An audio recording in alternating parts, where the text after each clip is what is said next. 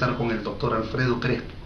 Él es, además de abogado del doctor Abimael Guzmán, también es subsecretario del Movimiento por Amnistía y Derechos Fundamentales. Primero, agradecer a Perspectiva Internacional esta oportunidad de llegar a sus miles, millones de televidentes, de quienes están pendientes de las ediciones de este importante medio. Le merece todo lo que significa el accionar del Estado peruano en cuanto a lo que está planteando, demandando el Movadef.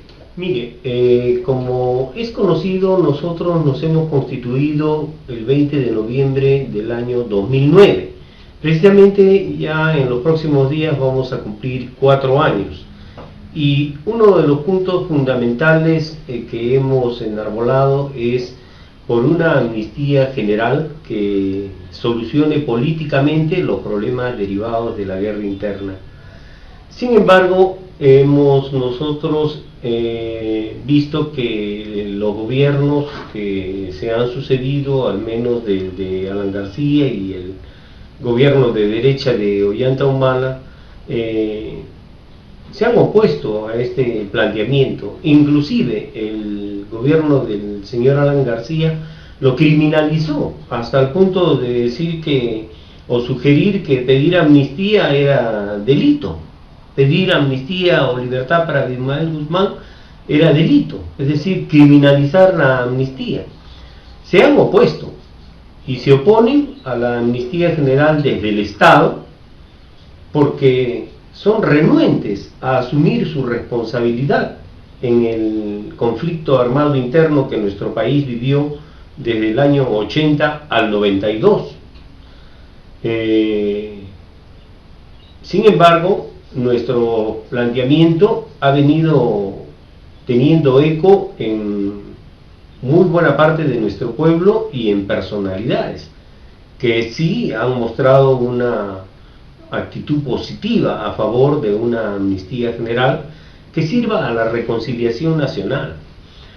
Otro de los sector de los que se ha opuesto, aparte del gobierno, es la izquierda burguesa, ¿no? Es decir, aquella izquierda que funge de defensora de los derechos humanos y que actúa a través de varias ONGs que incluso reciben financiamiento internacional y que son opuestos a una amnistía general, porque para ellos la solución debe ser la judicialización de todos los casos, es decir, todos a la cárcel, ¿no? Y reparaciones. Pero si nosotros vemos, no es posible, por ejemplo, juzgar a los militares, porque el mismo Ministerio de Defensa niega los informes para deslindar quién fue responsable en una zona, por ejemplo, donde se produjo un genocidio, una masacre.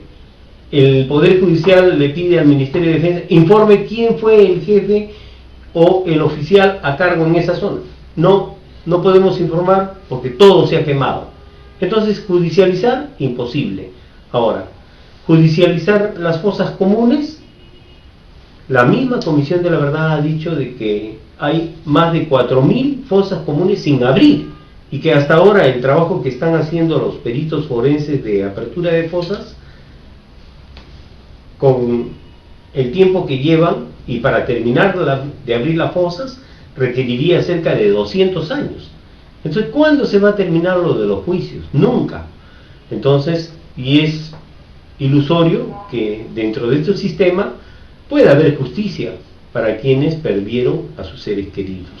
Pero estas ONG y esta izquierda burguesa que trafica con los muertos de la guerra es opuesta a una amnistía general, es opuesta a leyes como de indulto, como de prescripción, y es una tendencia que se ha impuesto a nivel de la Corte Interamericana inclusive.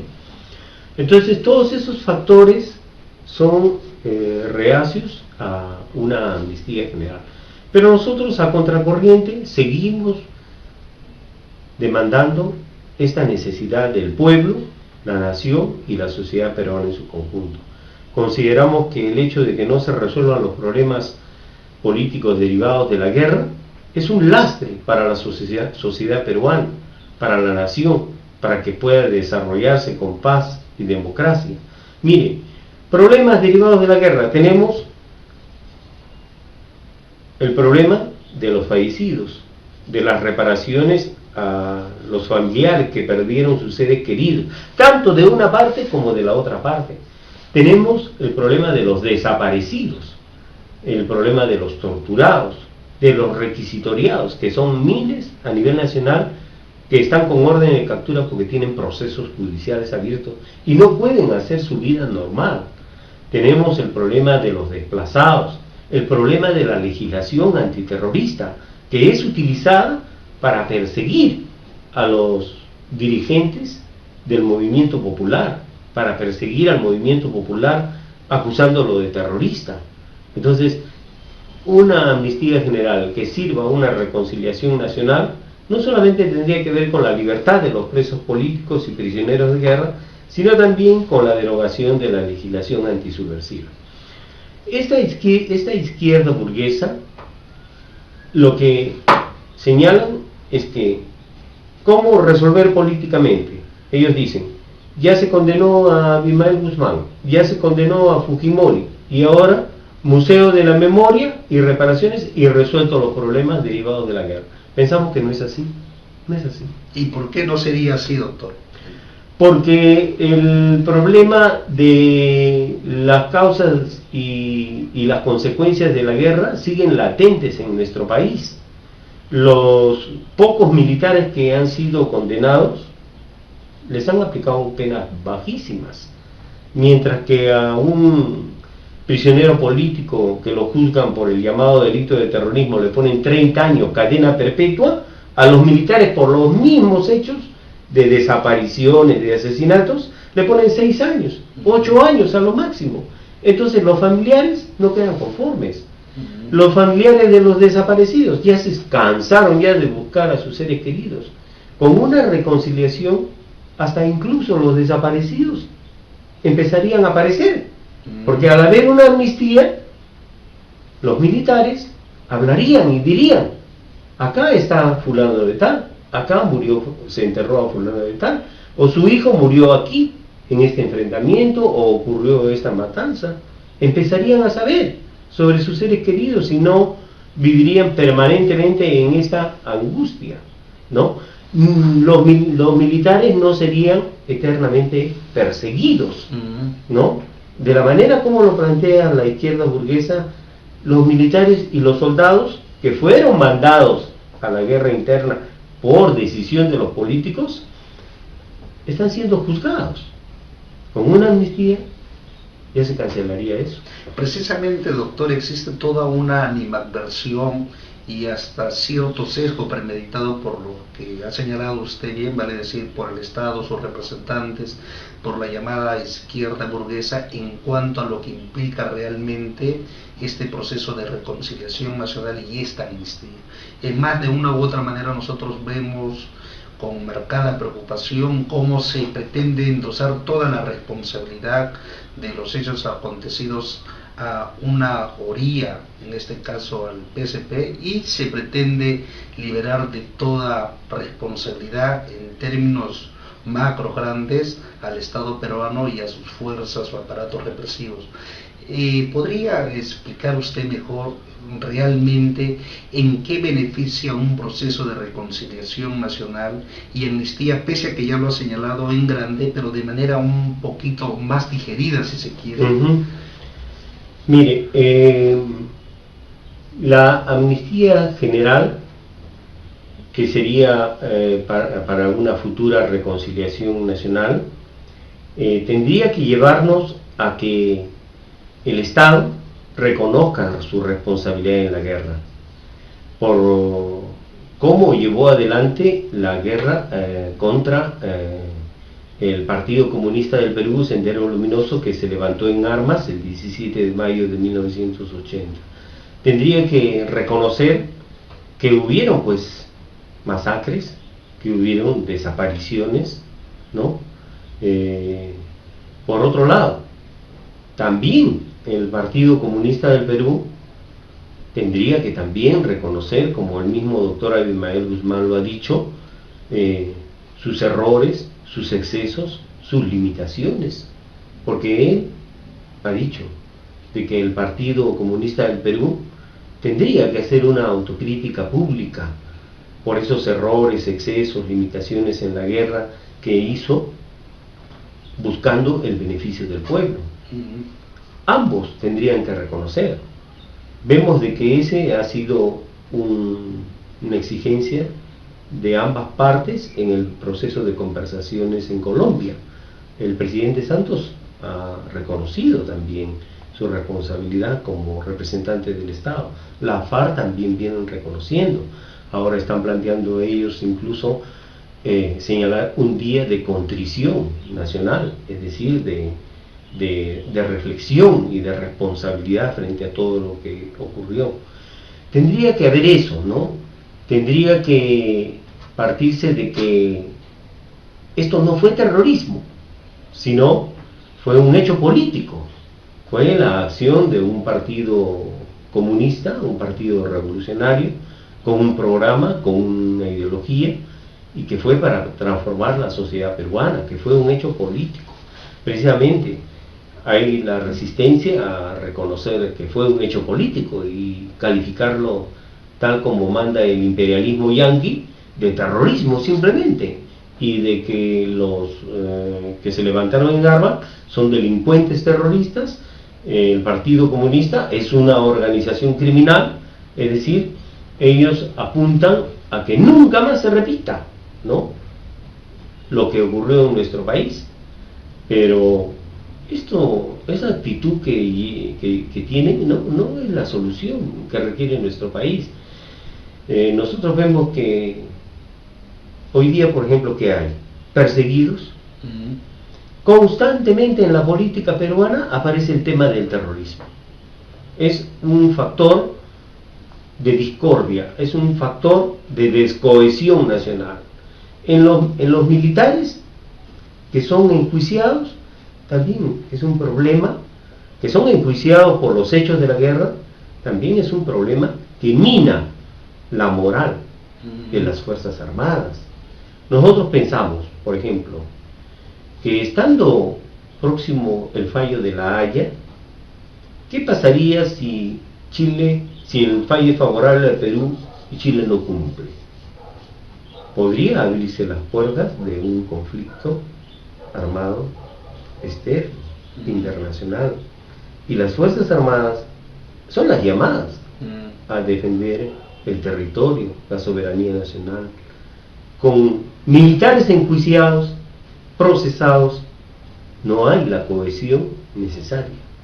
No solamente en las Fuerzas Armadas, en toda la sociedad peruana, mientras estamos nosotros divididos por un hecho político que ocurrió hace más de 30 años. Sin embargo, tenemos un problema que enfrentar. Entonces, la amnistía general, la reconciliación nacional sería muy positiva para la sociedad peruana. Permitiría mejores condiciones de organización de los sectores populares, porque tendría que derogarse la legislación antiterrorista. Ya no serían perseguidos los dirigentes como terroristas. Podrían funcionar mejor sus organizaciones sindicales o organizaciones políticas. Vemos que, por ejemplo, al Movadef se le ha impedido su inscripción en el Jurado Nacional de Elecciones, a pesar de que cumplimos con todos los requisitos y logramos reunir casi 400.000 firmas, ¿no? Sin embargo, nos negaron. Pero para nosotros fue un triunfo político, porque hemos demostrado que esta democracia no es para el pueblo, es para ellos. Ellos la controlan y al pueblo le niegan su derecho a la participación política. Así que los hemos desenmascarado. Así es. Quedó además demostrado de manera flagrante cómo el llamado Estado de Derecho fue violentado por el mismo Estado mediante el gobierno de turno. Claro, pero, por supuesto. Precisamente hablando de todos estos temas, doctor, se ha notado en todo este tiempo que importantes sectores sociales y también personalidades, no solamente civiles, sino incluso militares, eclesiásticas y de otros escenarios, han mostrado una predisposición por viabilizar lo que significa esta solución política expresada en Amnistía General y Reconciliación Nacional. Uno de los casos más elocuentes, sin duda alguna, lo constituye el ex premier Salomón Lerner, que planteó incluso dar una vuelta a la página en aras de los intereses de la patria y la sociedad en su conjunto. En todo este tiempo ya último, doctor Crespo, ¿cómo ha podido usted, percibiendo, si se quiere, el proceder del gobierno en cuanto al pedido de, vuelvo a recalcar, de personalidades y de sectores sociales? Me explico mejor. ¿Usted nota una predisposición de viabilizar más bien esta clamorosa necesidad de la sociedad y del pueblo, o más bien su renuencia se viene intensificando y agravando? Mire, pienso que una repercusión positiva de nuestro trabajo al poner en la mesa de debate en la política nacional la necesidad de una amnistía general ha sido las opiniones que se han vertido, ¿no? Opiniones muy importantes de personas como el ex premier que usted señala, el señor Salomón Lerner, que siendo un empresario, un hombre de negocios, sin embargo tiene una visión de Estado, y él ve de que ese es un problema existente en la sociedad peruana.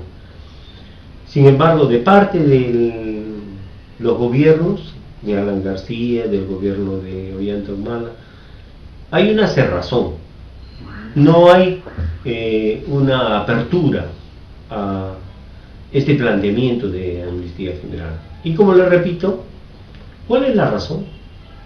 No asumir responsabilidad de parte del Estado, porque tendrían que asumir ellos como representantes del gobierno de turno y también los anteriores gobiernos.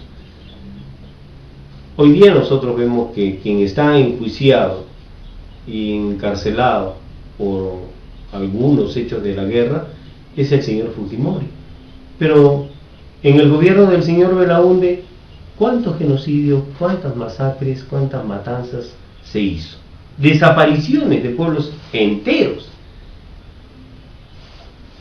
Y ese señor nunca fue denunciado ni juzgado. Se murió sin dar cuenta a nadie. Ni su partido ha planteado ninguna responsabilidad. El gobierno de Alan García también. Ahí tienen las fosas de Humaru, Bellavista, los genocidios del Frontón, Lurigancho, el Callao. Crímenes que se mantienen impunes. Nosotros lo que planteamos es una amnistía general. No decimos que todos vayan a la cárcel, ni que todo se judicialice, porque eso ¿cuánto demoraría? Requerimos de eso, pero de parte del gobierno hoy no hay una apertura. Al contrario, hay un endurecimiento de la legislación antiterrorista, a tal punto que el gobierno de García prohibió definitivamente todos los beneficios penitenciarios para los sentenciados por el llamado delito de terrorismo. O sea, para los presos políticos y prisioneros de guerra no hay beneficios penitenciarios. Si lo condenan a 30 años tiene que cumplir, completos. No puede salir antes con beneficios. No solamente eso, han dado leyes contra el magisterio. Es decir, para los profesores que ya han cumplido su condena, ya han pagado a la sociedad, sin embargo no les permiten hoy día desempeñar su función en un aula escolar, es decir, dictar clases. Hay una ley para separarlos o derivarlos a funciones administrativas, pero están proyectando otra ley para que ni siquiera puedan trabajar en el Estado, ni siquiera en funciones administrativas. Hoy día, por ejemplo, en la ley universitaria que se está debatiendo, están proponiendo que los sentenciados por terrorismo que salgan en libertad no van a poder postular a las universidades. Es decir, el derecho de la educación, un derecho constitucional fundamental, negado para los sentenciados por terrorismo. Están proyectando la ley de muerte civil, es decir, que todos los sentenciados por terrorismo no podrán postular a ningún cargo público, ni a trabajar en ninguna institución del Estado, mientras no paguen la reparación civil que les ha fijado económicamente el Estado, que son sumas altísimas. Entonces vemos un endurecimiento, una mayor reaccionalización de la legislación antiterrorista, que es lo que nosotros llamamos el derecho penal del enemigo que se viene imponiendo. Porque aquí en nuestro país, el derecho penal del enemigo ingresó con la legislación antiterrorista, con el decreto ley 20, con el decreto legislativo 046 desde el gobierno de Belaúnde. ¿Y qué es el derecho penal del enemigo? Es una tendencia dentro del derecho que niega las garantías judiciales, niega el debido proceso, niega el principio de legalidad a toda aquella persona que es considerada una amenaza para la sociedad, un peligro para la sociedad. El derecho penal del enemigo sanciona, discrimina a una persona solamente por ser un peligro, sin que haya cometido ningún hecho. Ya es un peligro. Lo que nosotros decimos una tesis neolombrosiana, ¿no? Del peligro, ¿no? Que Lombroso planteaba de que aquellas personas que tenían los arcos superciliares prominentes era el criminal nato y que había que meterlo a la cárcel antes que cometa un crimen. Entonces, para el derecho penal del enemigo, si usted cuestiona el orden social, el sistema, entonces a usted no le aplican el derecho común, que es para todos los ciudadanos, sino un conjunto de legislación especial que niega garantías, niega debido proceso, niega principio de legalidad. Ese es el derecho penal del enemigo que se viene imponiendo. En los últimos meses, específicamente en los meses de octubre y noviembre, ha habido una enorme preocupación en cuanto a la salud del doctor Abimael Guzmán. Han habido muchas manifestaciones de preocupación, no solamente a nivel del Perú, sino a nivel de Sudamérica, Europa e incluso, entendemos, en otros continentes. Para la audiencia de perspectiva internacional, sobre todo para los pueblos suramericanos y de otras latitudes, ¿podría señalar usted hoy por hoy cuál es la salud del doctor Abimael Guzmán? Y además de aquello, ¿cuál es el trato que le da, si se quiere, el Estado peruano a través de sus gobiernos de turno? Bueno, mire, el doctor Abimael Guzmán se encuentra, como todos conocen, sentenciado a cadena perpetua, ¿no? Él está recluido en un penal militar en la base naval del Callao, a cargo de la Marina de Guerra del Perú. Una situación totalmente inconstitucional y arbitraria, porque él es un civil, él no debería estar en un penal militar. Ahora, a eso se agrega que ya van 21 años que se encuentra en aislamiento absoluto, es decir, en condiciones muy precarias para su salud física, para su salud emocional, y que obviamente repercuten. Él es un ser humano de carne y hueso como nosotros, no es de piedra, pero esas condiciones difíciles le han llevado a que un problema de salud que él tenía al momento de ser detenido, es decir, la psoriasis artropática, se haya complicado y se hayan producido otros problemas en su salud, que tiene que ver con la presión, con problemas de articulaciones, y lo que últimamente tuvo fue una infección, es lo que nos dicen, fue una infección urinaria fuerte, que fue tratada y a exigencia nuestra pudo ser llevado a un hospital y le dieron la atención médica que requería con fuertes antibióticos. Esos antibióticos también, como efecto colateral, minó bastante su salud, quedó bastante debilitado, ¿no? Hoy está en una situación de recuperación, pero es lenta y a veces nuevamente cae en una situación de debilidad, falta de apetito, ¿no? Pero al menos él pone bastante de su parte, ¿no?, para superar eso. Una situación que considero debe cesar, y yo pienso que él debe salir en libertad, que ya el Estado, el gobierno, debe darle libertad, porque 21 años, en esas condiciones, cada año de prisión es como decir 4 años. Entonces, ya, y por otro, es una persona de 79 años.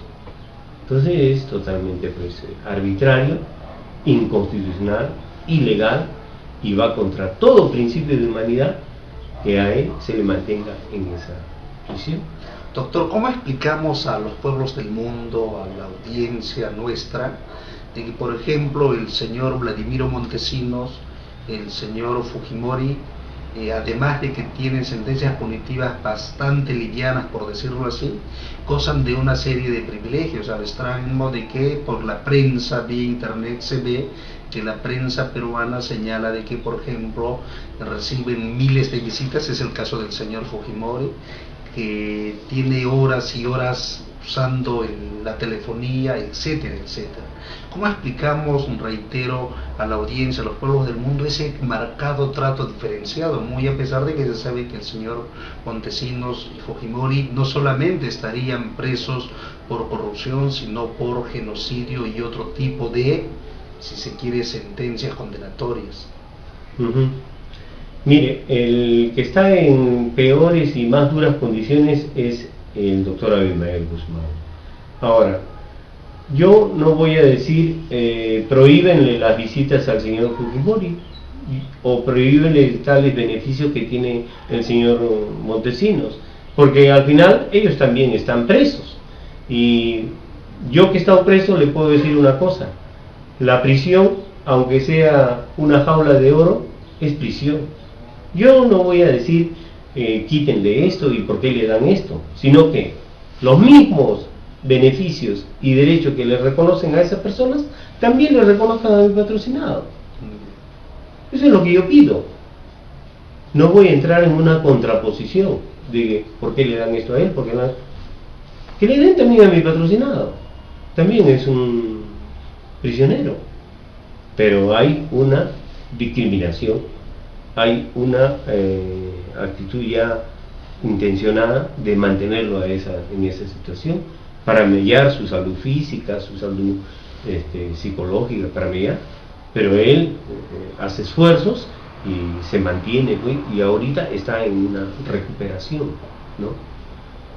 Nosotros pensamos, como le digo, de que a él le corresponde y es su derecho ya, su libertad. En todo caso, que el Estado, si no quisiera tenerlo acá en el Perú, porque ¿dónde va a estar? Que lo deporte, pues, pero que le den libertad. Nadie debe morir en la cárcel, en eso yo también estoy de acuerdo. Y él ya tiene 79 años. ¿Ah?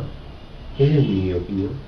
Doctor, importantes sectores de la sociedad y lógicamente también personalidades piden de que después de prácticamente más de 2 décadas de detención del doctor Abimael Guzmán, debería de darse la oportunidad de que él públicamente pueda plantear su posición como dirigente, por decirlo así, del PSP en cuanto a sus responsabilidades que hacen a la guerra interna.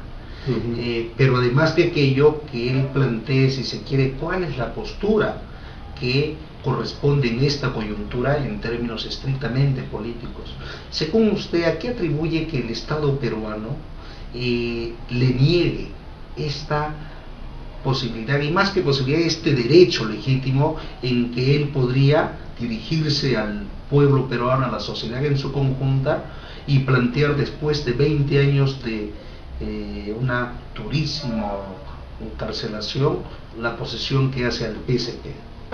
Bueno, yo lo que veo es la voluntad del Estado y de los gobiernos de sepultar en vida al doctor Abimael Guzmán y impedirle que pueda exponer sus puntos de vista, sus opiniones públicamente, porque piensan de que podría tener alguna repercusión, y de hecho la tendría en grandes sectores populares, ¿no? Ellos ven que lo que pasó en nuestro país no se repita nunca más. Ellos piensan así.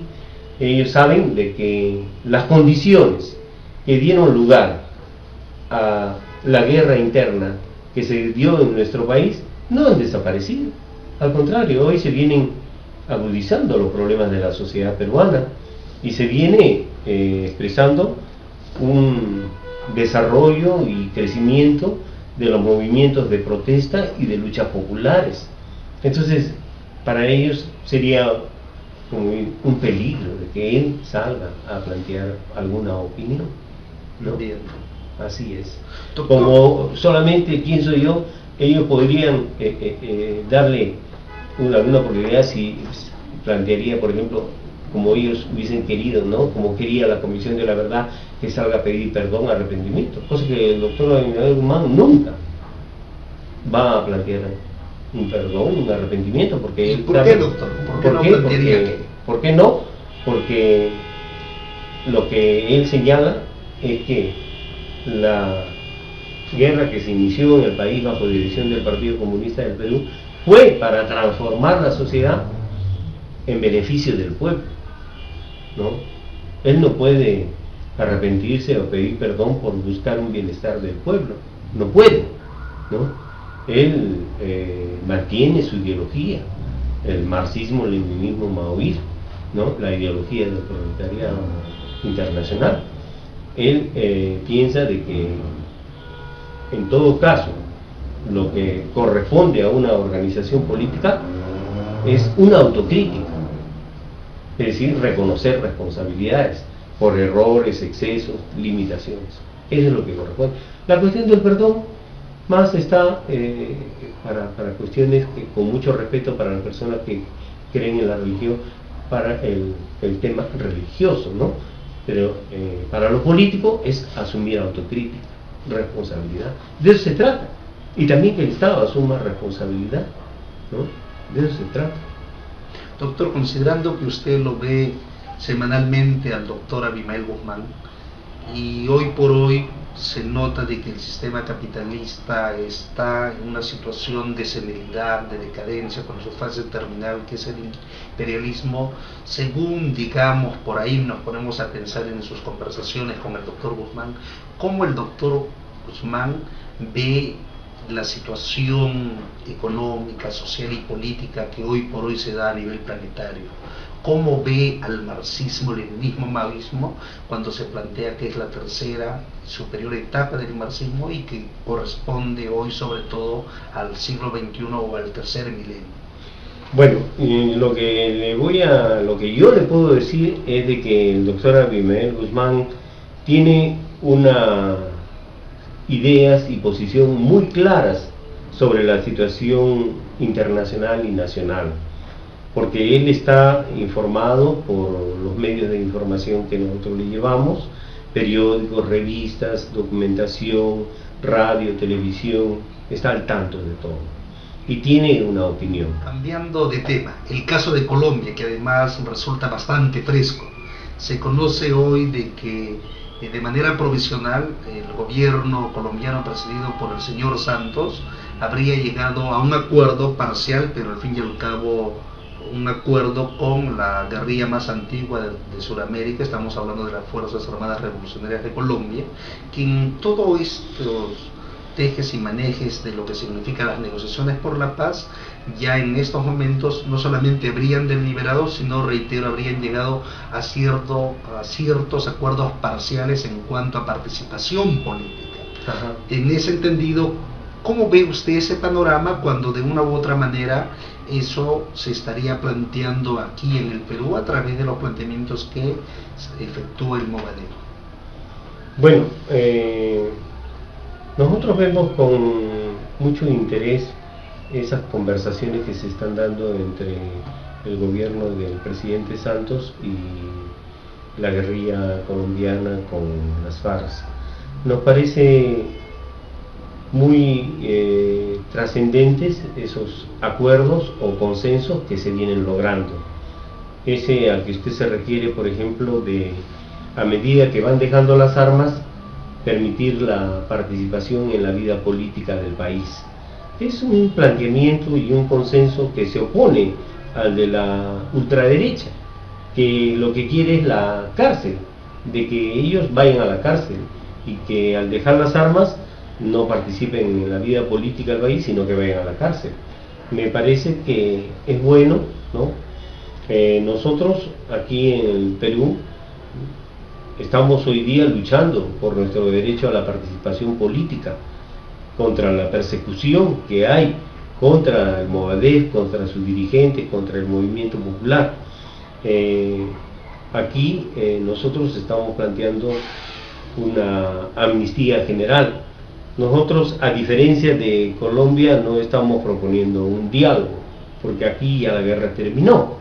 Sin embargo, ellos se encuentran en armas. Ellos están proponiendo. Nosotros no proponemos lo mismo. Ya no proponemos un acuerdo de paz, ¿no? Lo que antes se propuso.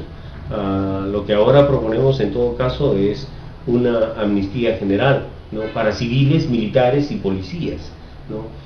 Lo de Ecuador me parece que van logrando algunos consensos, algunos avances. He visto de que en la FARC también plantean una asamblea constituyente para una nueva constitución. También plantean la titulación de tierras para los campesinos, que según dicen el 58% no tienen formalizados sus títulos de propiedad, ¿no? Es decir, hay planteamientos bastante interesantes, se está avanzando, y mi deseo es de que eso avance mucho más y se concrete. Yo quiero en todo caso hacer un llamado a todas las personalidades democráticas, ¿no? A combatir donde se encuentren la legislación antiterrorista que niega los derechos, niega las garantías judiciales y constituye un derecho penal del enemigo que se viene imponiendo. Yo llamo también a que en todas partes se luche por la libertad de los presos políticos. Yo saludo la resolución de Estrasburgo de la Corte Europea de Derechos Humanos, que ha posibilitado que miembros del ETA y sobre todo una prisionera salga en libertad, ¿no? Después de casi 30 años, y en la que el Estado español le había aplicado retroactivamente las leyes. Creo que eso es un triunfo, hay que saludarlo, es muy importante. Insisto, el derecho a la libertad de los prisioneros políticos, porque en nuestro país se está negando este derecho, aun cuando han cumplido con su sentencia. Por ejemplo, el dirigente del Partido Comunista del Perú, el señor Osman Morote Barrio Nuevo, y también la prisionera Margot Liendo Gil, han cumplido su sentencia de 25 años en el mes de junio. Sin embargo, no les han dado libertad, a pesar que han cumplido los 25 años. ¿A qué se debe aquello, doctor? Porque eso es un escándalo. Así es. Vaya más allá de todo lo que significa el Estado de Derecho. Así es una violación completa del Estado de Derecho. ¿Y a qué leguleyada han recurrido? A abrirle otro caso, por los hechos de Soras. Un hecho que ocurrió en el 84, según dicen, una matanza de campesinos por parte del Partido Comunista, y como les aplican la autoría inmediata, aún sin haber participado, los definen como responsables. Pero mire, ¿cuántos años está preso? 25 años. La condena que le pondrían a él por ese caso, en el supuesto que le encuentren responsabilidad por autoría inmediata solamente por ser dirigente del partido, sería 25 años. Y ya está preso 25 años. Pero mientras eso se defina, él sigue preso. Eso se definirá en el juicio con la sentencia, porque no le van a sumar otra pena, a cada pena no se suma. Pero con esa tintería, con esa leguleyada, ya se le impidió la libertad a 2 prisioneros que han estado 25 años presos en las más duras condiciones. Todo eso, doctor, sin duda alguna son aberraciones jurídicas. Por supuesto. Pero, a ver, ¿cómo lo expresamos que a ellos se pretende adicionar los famosos embargos? Que es el caso del Todo señor esto, Osman Morote y también otros dirigentes. todo esto es parte de la persecución política que se da en el Perú contra los presos políticos en las cárceles, cuando salen en libertad y contra sus abogados. Todo es parte de la persecución política.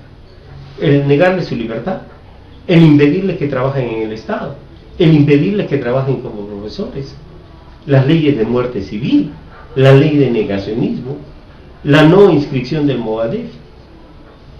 Está claro. Hay persecución política en el Perú, principalmente contra los comunistas, contra los marxistas, leninistas, maoístas, pensamiento Gonzalo, contra toda persona de izquierda que se pronuncia a favor del pueblo. Hay una persecución política. Contra eso nosotros estamos combatiendo. ¿Y cómo combatimos? Con denuncias, con lucha legal centrada en lo jurídico, con acciones de amparo, con acciones de habeas corpus, con denuncias ante los tribunales, ¿no? Con denuncias a nivel internacional contra la legislación antiterrorista. Tenemos una demanda a nivel internacional. Entonces, con la movilización política, vinculándonos a las masas populares. Uno de los logros que nosotros hemos obtenido en estos 4 años de existencia es que nos hemos vinculado a las masas populares, llevando el marxismo, leninismo, maoísmo, pensamiento Gonzalo como guía ideológica. Somos la única organización política que enarbola la ideología del proletariado. No hay otra. Patria Roja, otras organizaciones, ni siquiera hablan ya de marxismo, menos de maoísmo. Han renegado completamente. Patria Roja no sabe qué hacer para terminar de tirar al tacho al presidente Mao o al marxismo. Somos nosotros ahora la única organización política que enarbolamos el marxismo, leninismo, maoísmo, pensamiento Gonzalo, y somos consecuentes en los dichos y en los hechos en la defensa de los derechos del pueblo y sus derechos fundamentales. Y por eso somos perseguidos y por eso somos atacados, tanto por el gobierno como por esa izquierda burguesa. Es lo que le podría agregar.